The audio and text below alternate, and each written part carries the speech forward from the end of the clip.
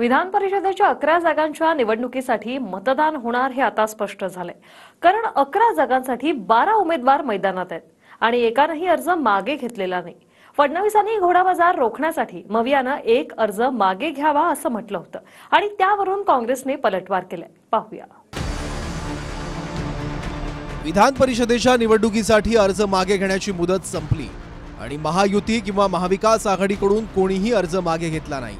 त्यामुळे 11 जागांसाठी 12 उमेदवार रिंगणात असल्याने आता मतदान होणार आहे आणि एकाचा पराभव अटळ आहे।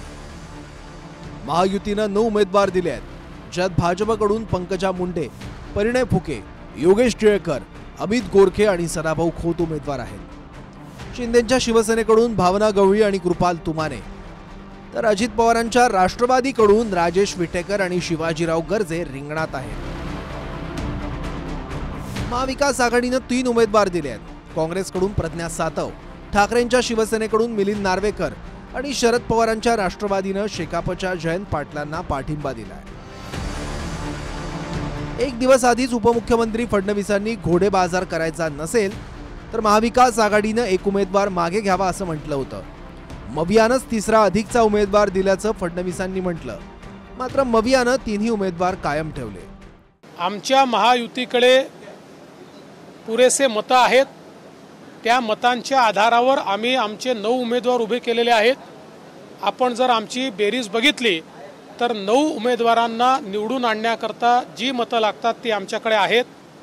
महाविकास आघाडीने एक अधिकचा उमेदवार उभा केलेला आहे, त्यामुळे त्यांना जर घोडेबाजार करायचा असेल तर ते उमेदवार ठेवतील, तो करायचा नसेल तर ते उमेदवार परत घेतील।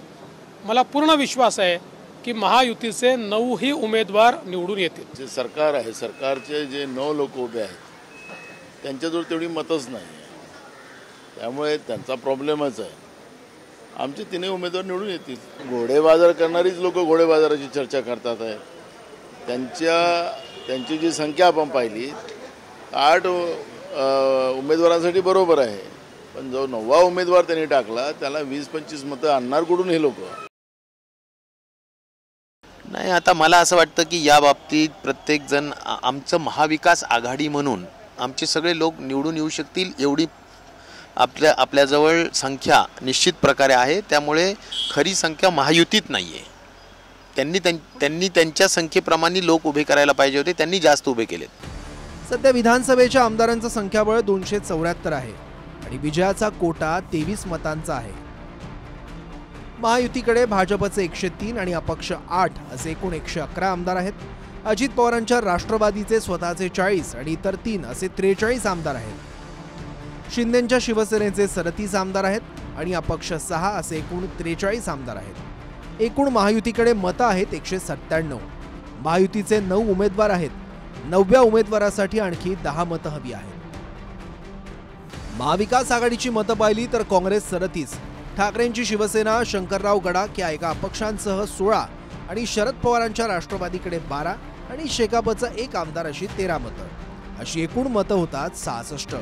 मवियाचे उमेदवार आहेत 3, तिसऱ्या उमेदवारासाठी आणखी 3 मतं हवी आहेत। मात्र क्रॉस वोटिंगच्या भीतीनं काँग्रेसनं प्रज्ञा सातवांना 3-4 अधिक मतं दिली तर आणखी मतं लागतील। त्यामुळे इतर छोट्या पक्षांकडे दोघांच्याही नजरा आहेत।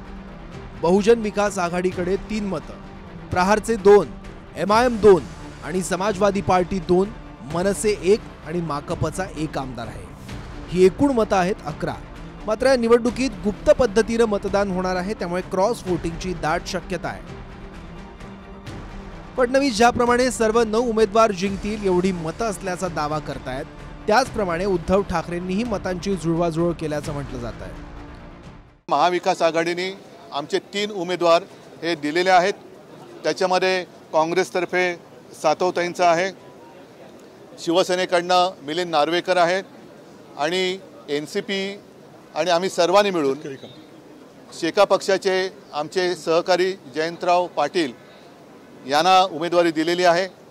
आणि आम्ही 3ही पक्ष, त्याचबरोबरीने आमचे मित्र पक्ष पूर्णपणाने एकजुटीने हे 3च्या 3 उमेदवार निवडून आणल्याशिवाय राहणार नाही। कारण आम्ही तर निवडणूक आम्ही लढणारी माणसं आहोत, आम्ही हत्यार टाकणारी माणसं नाही आहोत।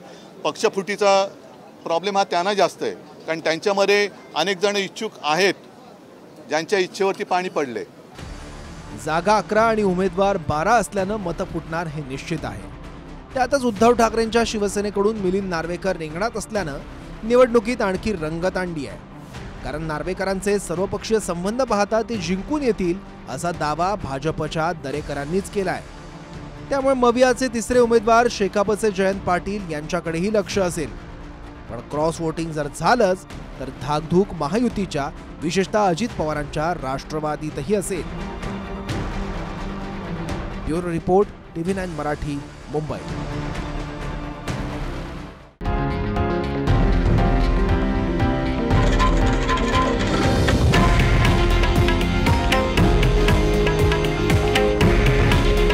हे आहे देशातील नंबर 1 न्यूज नेटवर्क आणि आपण पाहत आहात TV9 मराठी. काळजी तुमची, हित महाराष्ट्राचं.